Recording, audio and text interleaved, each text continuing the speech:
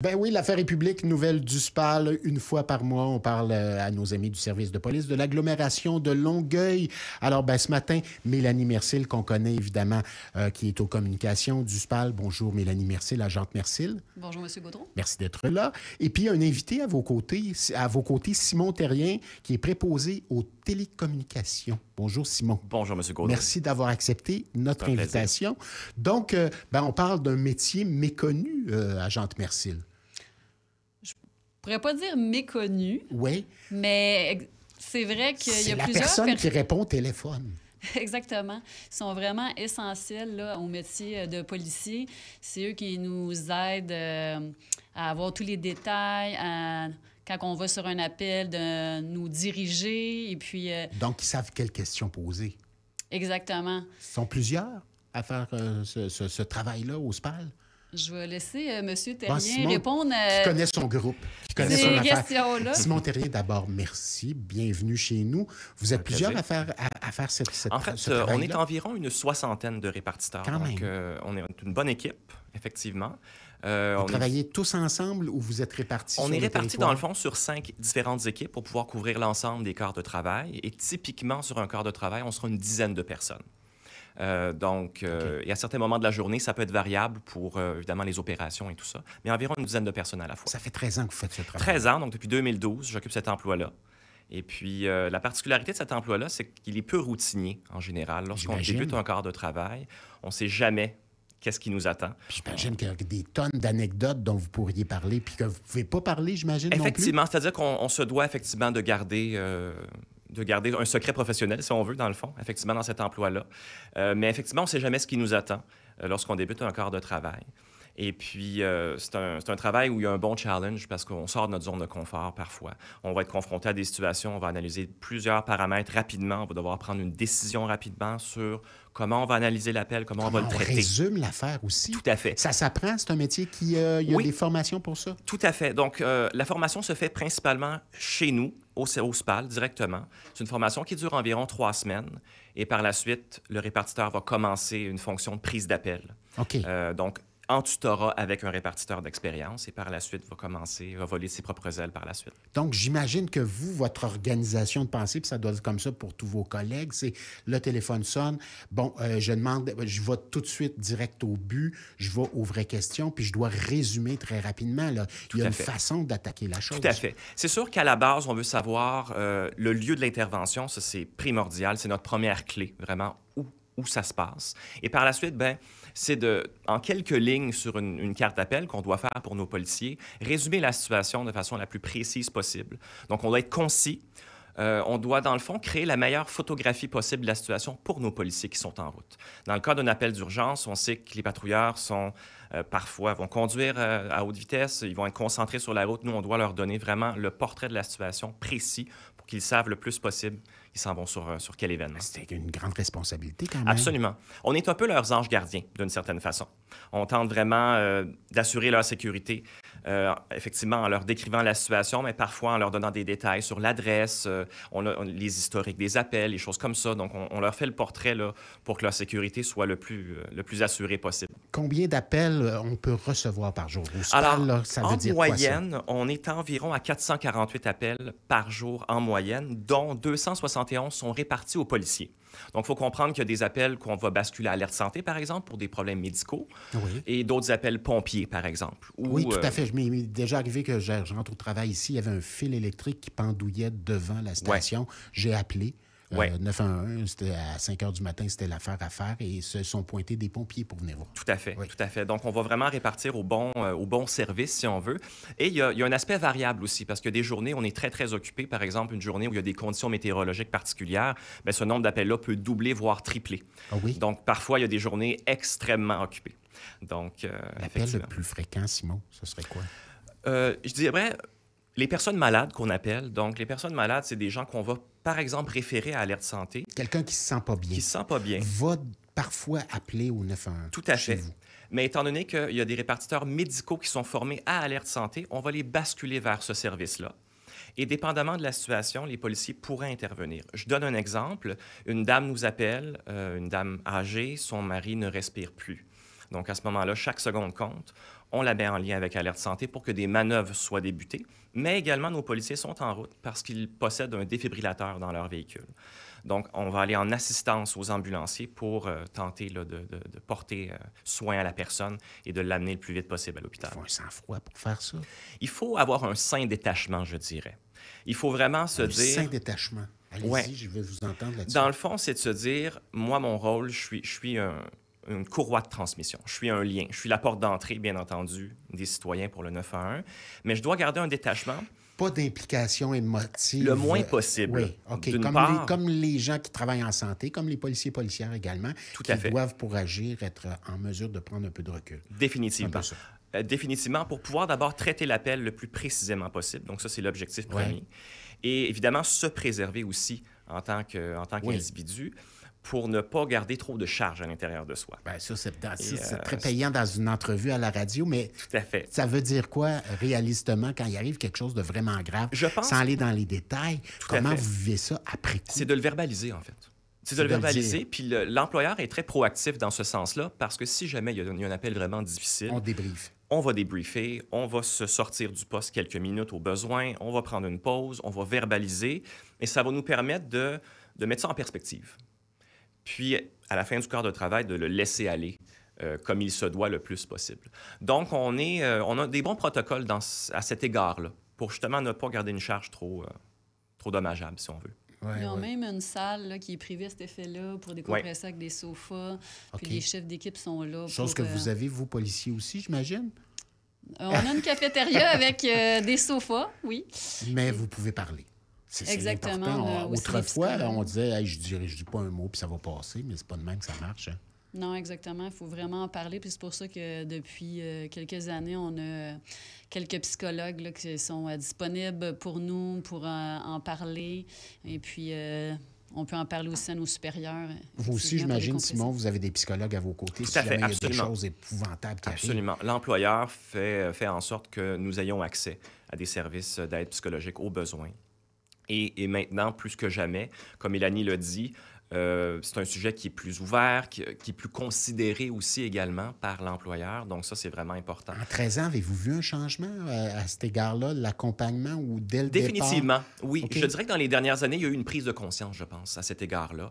Un peu comme dans la société en général, mais chez nous, définitivement, oui. Dans les dernières années, prise de conscience, puis il y a eu des protocoles qui ont été mis en place et tout ça pour s'assurer que les gens puissent ne pas avoir une toxicité liée à leur travail, dans le fond. Donc, C'est un des dangers, hein? définitivement, absolument. Donc, c'est pour ça qu'il faut être proactif, il faut faire de la prévention, puis il faut, lorsqu'il y a un problème, bien, on est incité à le verbaliser puis à le traiter comme il faut. Quand le téléphone sonne, vous vous préparez comment? C'est sûr qu'on doit avoir une vigilance constante. Donc, lorsque le téléphone sonne, c'est sûr qu'on a beaucoup d'outils de travail, hein, des outils technologiques qui nous permettent justement de tracer les appels, etc. Mais la mission première, c'est vraiment d'être vigilant, d'avoir une acuité, vraiment. Donc, d'être très à l'écoute. On écoute le ton de la personne. Évidemment, on essaie de créer la carte d'appel, finalement, donc le lieu de l'intervention, qu'est-ce qui se passe. Mais c'est de garder un calme et d'écouter la personne. Parfois, les gens vont nous appeler, vont être dans une situation de panique, bien entendu. Donc, notre objectif va être de désamorcer ça le plus possible dans un court laps de temps. Parce qu'en général, la durée moyenne d'un appel, c'est même pas 2 minutes, là, en général. Donc, ça va vite. Il faut être sûr de collecter toutes les Vous informations allez direct nécessaires. au but aussi. Dans Tout ça. à fait. Dans votre vie personnelle, êtes-vous comme ça aussi quand ça sonne le téléphone ou quand vous faites un appel? Est-ce que vous vous résumez puis vous vous ramassez rapidement? pour Ou ma au contraire, part, c'est- Pour ma part, pas vraiment, dans le sens qu'il y a vraiment je compartimente, en fait. Hein. OK. Quand je suis à l'emploi, j'ai ce qui est très sain. un mode de fonctionnement, tout à fait. Puis dans ma vie personnelle, je suis davantage... je suis moi-même, là, tu sais. Donc, OK. il y a quand même Je suis une bonne rassuré, séparation. Vous êtes pas un robot. Non, exactement. On garde une bonne séparation. Il y a les appels, les pocket calls, les 911. On va Oui. faire, non, m'appeler 911. Ben, si on fait un petit retour historique Ouais. rapide, bon, il y a une quinzaine d'années, la majorité des appels provenaient de lignes terrestres. Évidemment, Oui, les gens avaient moins de cellulaires et tout ça. à peu Maintenant, près c'est tout le cas. l'inverse. Ouais.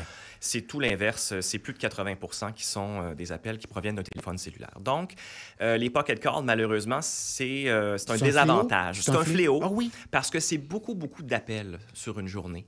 Et évidemment, lorsqu'on reçoit un pocket call, on doit être à l'écoute et on doit déduire, est-ce qu'il y a une urgence, est-ce qu'on entend quelque chose? On doit vraiment les traiter avec précision, ces appels-là, parce que parfois, quelqu'un pourrait vraiment avoir besoin d'aide.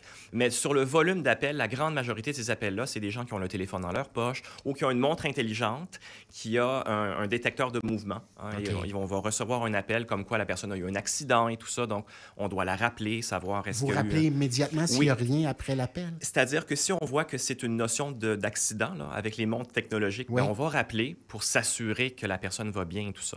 Dans la majorité des cas, c'est non fondé, mais ça peut arriver que ça le soit également. Est-ce que vous réprimandez? Donc, est-ce que vous dites non, faites mais on les attention la prochaine sensibilise. fois? On les sensibilise, C'est-à-dire, en fait. il fait un sourire après. C'est-à-dire qu'il y a des paramètres dans ces petites montres-là, par exemple, Okay. et donc on va les inciter à Sortez bien votre ajuster. mode d'emploi, s'il vous plaît. Tout à fait. Ajuster leurs paramètres et tout ça. Et puis, on va les sensibiliser, tout simplement. Oui, parce que, évidemment, il faut faire très attention à ça. En terminant, je vous rappelle qu'on est avec Simon Terrien, il est préposé aux télécommunications au SPAL. Il y a du recrutement. Est-ce que des jeunes qui veulent faire ce métier-là, est-ce que des gens qui vous appellent disent comment je pourrais faire ce genre de métier-là? Comment ça fonctionne? Tout à fait. En fait, d'une part, il existe un programme de formation qui est un DEP. Par contre, ce n'est pas obligatoire. Et La vous n'êtes pas formation obligé se fait d'être sur policier place. non plus. C'est ça, exactement. On est vraiment des employés civils, mais la formation se fait sur place. OK. C'est important de dire que généralement, on va recruter au printemps et à l'automne. Et si on parle de ce printemps, il y a encore 2 cohortes là, qui vont avoir lieu en mai et en juin. Les gens peuvent aller sur le site de la Ville de Longueuil, dans l'onglet Emploi, et ils vont accéder à la plateforme Manitou pour pouvoir regarder les offres de poste. Longueuil.Québec. Voilà, et tout à fait. Exactement. Merci beaucoup, Simon. Merci, ça a été merci très instructif, Simon Terrien. Mélanie Mercil, je vous garde. Parlons un peu de nouvelles du SPAL. Qu'en dites-vous? Oui. Hein? Donc, on va parler de l'ONC, retour sur l'ONC du 15 avril dernier d'abord. Oui, exactement. Hier, il y a eu une opération nationale sur la sécurité routière qui s'est déroulée au Québec. Et puis, il y a eu 2 opérations qui ont été menées par nos agents du SPAL, soit à Boucherville sur la route 132 ou sur la route 116. Il y a eu 48 constats qui ont été émis à Boucherville et 23 constats à Saint-Hubert. Il y a eu, à Boucherville, 18 constats d'émis pour le corridor de sécurité qui n'a pas été respecté, communément appelé Move Over Law.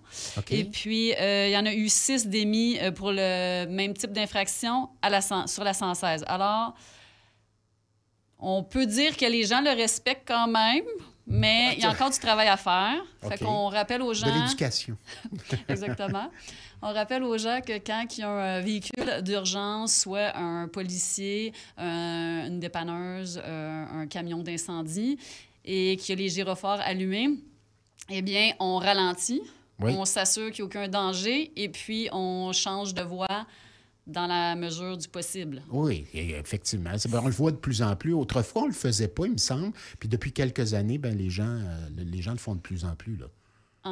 Quand que je conduis mon véhicule personnel, je trouve que les gens le font de plus en plus. Je pense que vous remarquez la même chose, mais... Il y a toujours un tannant qui nous dépasse à droite, puis tu dis, voyons. Il y a toujours une amélioration à faire. Toujours étonnant. Mais on a mis justement une vidéo sur notre compte Facebook hier et X qui... décrit vraiment quoi faire quand vous voyez un véhicule d'urgence. C'est consulté beaucoup, j'imagine? J'ai pas le nombre de personnes qui ont consulté, mais on invite les gens là, à y aller si vous ne l'avez pas vu. Puis, dans le fond, il y a 2 types d'événements. Là, dans le fond, il y a soit qu'on se tasse dans la voie qui est dans le même sens de circulation, mais si, par contre, il faut se tasser dans l'autre voie, c'est à sens inverse, il faut des fois arrêter et après ça, circuler en voie inverse. Là. Mais il faut vraiment s'assurer qu'il n'y a pas de danger pour ne pas causer une collision. Tout à fait. Agent Mercil, on s'arrête un petit peu? Hein? Pause, on fait une courte pause, puis au retour, ben, on parle, vous faites du cinéma, ça a l'air, les policiers du SPAL? En tout cas, du documentaire, ça a l'air? Oui, exactement. Donc, il y a on des vous policiers revient. qui sont rendus des vedettes. On vous revient dans les prochaines minutes et questions du public par la suite. De retour avec nos invités, donc Simon Terrien qui a répondu à nos questions d'abord sur son métier préposé aux télécommunications du SPAL. Mélanie Mercil aussi. Ben, Mélanie, agent Mercil, j'ai une question pour vous. D'abord, concernant votre apparition dans un documentaire, peut-être pas vous, mais des collègues sont devenus des vedettes dans un documentaire Cobra. Oui, exactement. Je ne sais pas si les gens qui nous écoutent l'ont vu, mais le 7 et 14 avril dernier, là, on a apparu dans 2 épisodes d'Alerte Cobra à TVA. Et puis, pour la première émission, ils ont suivi une équipe de patrouilleurs. OK. Et puis, ils les ont suivis C'est à Longueuil. Oui, exactement. Au courant d'une journée, fait qu'ils les ont suivis sur les appels, puis ils ont fait une émission avec tous les événements qu'ils ont pu voir, et puis ils ont quand même vu beaucoup d'événements puis de différents types, puis c'est très bien tourné, alors j'invite les gens à l'écouter. Puis par la Sur suite... la plateforme, j'imagine, Illico, c'est comme ça qu'on peut le retrouver. Vous pouvez- J'imagine que c'est sur TVA, ouais. Vous pouvez aller sur TVA ou sur notre site Facebook, on l'a Aussi. mis les deux Longueuil.Québec, émissions. donc. On s'en va là-dessus. Ah, intéressant. Puis, Mais quand ça arrive, ce genre de choses-là, Gentil Mercil, est-ce que ce sont des équipes très, très légères qui s'amènent pour filmer? J'imagine qu'on n'arrive pas avec les maquilleurs, maquilleuses, puis la caravane à côté. Là. C'est vraiment des équipes légères avec caméra à l'épaule, j'imagine. Hein? des fois, ils sont juste 2, 3, mais C'est pour ça. cette émission, pour les avoir vus, il était environ 6, à mon souvenir. OK, ce qui n'est pas énorme non plus. Là. Fait que c'est sûr que normalement, ils sont vraiment en équipe réduite, là, justement, pour pouvoir rentrer dans le véhicule autopatrouille et puis pour pouvoir suivre et écouter ce que les patrouilleurs se disent et entendre les appels le jour 911. Voilà, donc ils sont vraiment, ils s'amènent, puis ils sont vraiment, ils sont, en anglais, ils disent in bed, ils sont vraiment avec vous autres. Mais qu'en est-il de la vie privée des gens des interventions? Est-ce qu'il y a des choses qui doivent être signées éventuellement? Ah, c'est sûr que Avec ces gens-là, puis avec les journalistes aussi?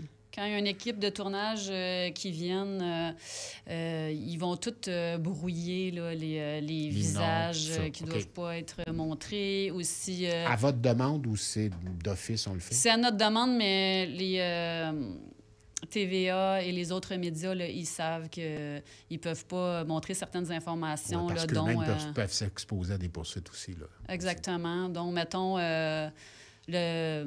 l'ordinateur là, dans le véhicule autopatrouille, on va voir des fois des renseignements de la carte du 911 ou sinon du Centre de renseignement policier du Québec. Eh bien, ça va être brouillé tout au Les long adresses, les de noms, l'émission. etc.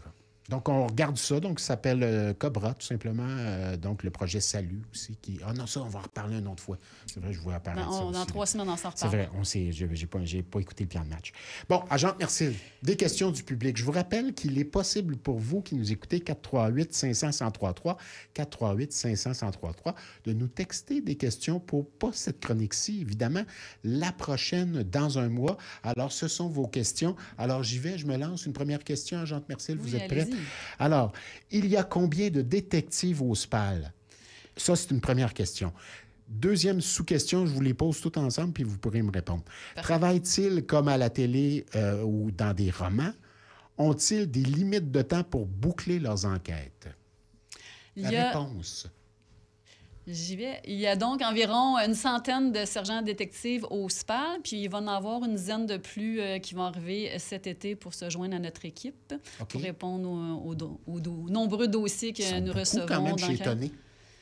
Oui, exactement. On est quand même assez nombreux, mais il y a quand même beaucoup de dossiers Ils ne chôment pas, là, il ne manque pas de travail. Non, c'est ça. Exactement. Il y a beaucoup de dossiers là, qu'ils doivent travailler durant de longues semaines. Alors, il faut beaucoup d'enquêteurs pour répondre à la demande. Et puis, pour répondre à la sous-question, je pourrais dire que ça ressemble quand même à ce que les gens voient à la télévision.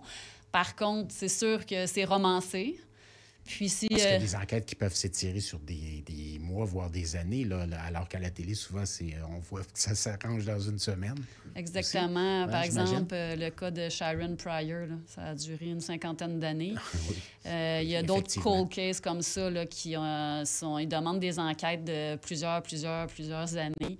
Alors, ça demande des enquêteurs attitrés juste à certains dossiers. Il faut gérer avec l'avancement de la science, entre autres, qui peuvent résoudre des enquêtes, mais plus tard, comme le cas dont vous venez de parler aussi.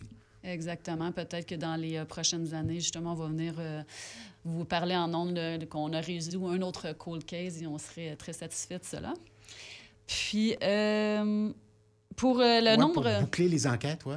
Le nombre de temps, il n'y a pas de limite de temps en tant que tel. Parce qu'on parlait de cold case, y a-tu quelqu'un à un moment donné qui dit OK, ça va faire, on n'avance pas, on met ça, on verra plus tard? C'est Pas de même sûr que ça fonctionne. que ça peut arriver, mais pour les cold cases, c'est rare qu'un dossier est complètement fermé parce que justement, à cause des avancées technologiques, ils vont le laisser ouvert parce que justement, ils peuvent avoir une nouvelle technologie qui va faire ou un nouveau témoin qui a décidé de parler sur son lit de mort ou peu importe la raison. Et là, l'enquête bascule, puis ça devient C'est ça. OK. Fait que souvent, sont Comment ils gardés sont ouverts choisis? Est-ce que c'est au talent de la policière ou du policier? Puis, puis on dit, on va passer le test pour voir comment ça fonctionne.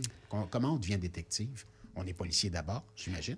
Pour devenir sergent détective, Ouais. il y a des tests à passer. Il y a un test écrit premièrement. Après la réussite du test écrit, les gens ont un test pratique à faire à l'École nationale de police du Québec. Et par la suite, sont admissibles à devenir sergent détective. Au début, souvent, ils vont être en fonction supérieure. Et après ça, ils vont devenir sergent détective quand il y a un poste qui va se libérer. Voilà. Puis, ils vont recevoir la formation tout au long de leur carrière. Voilà. Donc, j'espère, la personne qui a posé la question, j'espère que ça répond à votre question. Réseau, maintenant. La police de proximité, on se rappelle à l'époque du chef de guerre, ça avait été mis de l'avant. Est-ce que ça existe toujours? Oui, ça existe toujours. Il y a 17 agents réseau et puis il y a 2 sergents et 1 capitaine qui forment cette équipe. Puis, réseau, là, pour ceux qui ne savent pas, c'est quoi un agent réseau? Oui. Dans le fond, c'est un agent qui a un secteur dédié. Et puis, lui, il va patrouiller dans la rue, il va être plus accessible. On parlait de policier de famille, je me souviens, le chef de la guerre parlait de ça à un moment donné. Oui, on peut le comparer un peu aux policiers de famille. Puis, ce qui le rend différent, entre autres, c'est qu'il ne répond pas aux appels d'urgence en général. Alors, il y a plus de disponibilité, puis il va aller vers les gens, il va aller vers les citoyens de son secteur, il va aller vers les commerces, les entreprises, puis il va aller les voir. Il va leur parler et puis ils vont être accessibles facilement.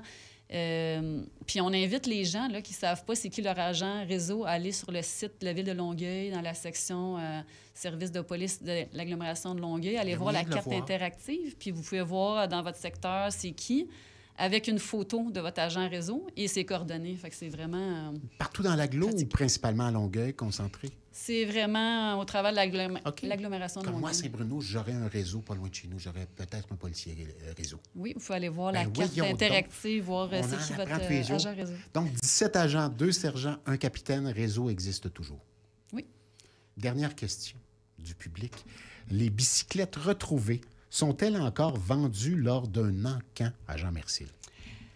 Les vélos non réclamés sont donnés à 4 organismes de l'agglomération de Longueuil, mais oui? les vélos non réclamés de valeur, eux, sont maintenant vendus au centre d'acquisition gouvernementale à Montréal, à Anjou.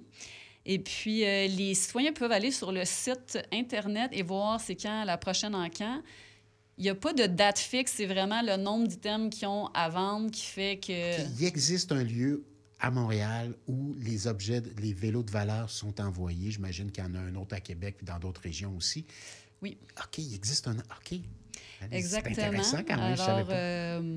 on invite les gens à aller voir les dates des prochains encans si vous voulez avoir... Puis qu'est-ce qui est remis à 4 organismes? Les vélos plus quotidiens, puis j'imagine, on parle de vélos, mais on parle d'objets aussi, j'imagine? c'est les vélos qu'on m'a parlé qui OK. remettaient à des organismes. Alors, ça peut venir en aide à des gens qui sont dans le besoin. Donc, Action Nouvelle Vie, Carrefour Jeunesse, je l'ai ici sous les yeux, Carrefour Jeunesse Emploi Saint-Hubert, École secondaire de Mortagne et École régionale High School Heritage. Exactement. C'est là que c'est remis. Oui. Puis sinon, les vélos de valeur répétés, à quel endroit c'est envoyé, Jean Mercier? C'est au S'il Centre vous plaît. d'acquisition gouvernementale à Montréal, à Anjou. Centre d'acquisition gouvernementale à Anjou. Donc, vous avez pris des notes à la maison? Oui, ils me font signe que oui. Exactement. Voilà. Donc, je vous rappelle que vous pouvez nous envoyer vos questions. Vous voulez en savoir davantage. 438-500-1033. Vous nous textez tout simplement 438-500-1033. Vous nous dites, hein, donnez-nous votre nom, votre prénom, vos initiales, peu importe, et de quel endroit aussi vous nous écrivez. Si vous écrivez de Sainte-Julie, de Saint-Bruno, tout ça, ça nous donne aussi un aperçu, peut-être pour répondre à des questions plus précises. Exactement. Puis si je peux renchérir avec les vols de bicyclettes, Oui. si vous voulez éviter de vous faire voler votre vélo... Achetez-en pas. Ben, Non, c'est pas vrai. si vous êtes obligé de vous en acheter un, mais vous avez peur de vous le faire voler, Ouais. surtout s'il est de Ça valeur... m'est arrivé, moi, Ah non, chez nous, à la maison. puis il n'a pas été retrouvé. Pas retrouvé. Ah, Il était malheureusement. neuf. Mais Il était neuf en plus. aviez-vous l'autocollant, garage J'avais rien de tout ça. Il 529? n'était même pas barré. Ah. Niaiseux que je suis. Bon, bien, écoutez pas M. Gaudreau, les auditeurs. Ne faites pas ça à la maison. Puis, barrez votre Oui. vélo. Mais si on ne veut pas se le faire voler, donc il y a un autocollant qu'on peut mettre aussi. Oui, c'est ça, dans C'est le fond. dissuasif. Oui, exactement. Là, OK. ils ont réduit le nombre de vols à ma mémoire d'environ 30-40 depuis que l'application Garage 529 existe. C'est une puce, c'est quoi? C'est vraiment un collant, un autocollant OK. que vous collez sur votre vélo. Puis, vous rentrez toutes les informations de votre vélo sur l'application Garage 529 que vous pouvez mettre sur votre téléphone.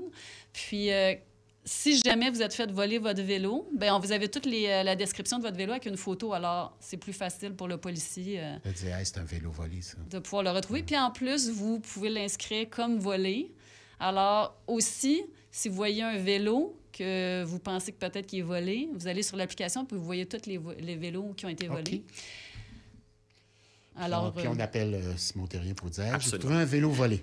Répondez-vous à ça des fois, sans doute? Oui, absolument, absolument. Je sais que Mélanie voulait faire le pont avec le rapport en ligne, mais dépendamment du contexte de l'appel, Ouais. il y a une possibilité de rapport en ligne qui puisse se faire. Donc, oui, exactement.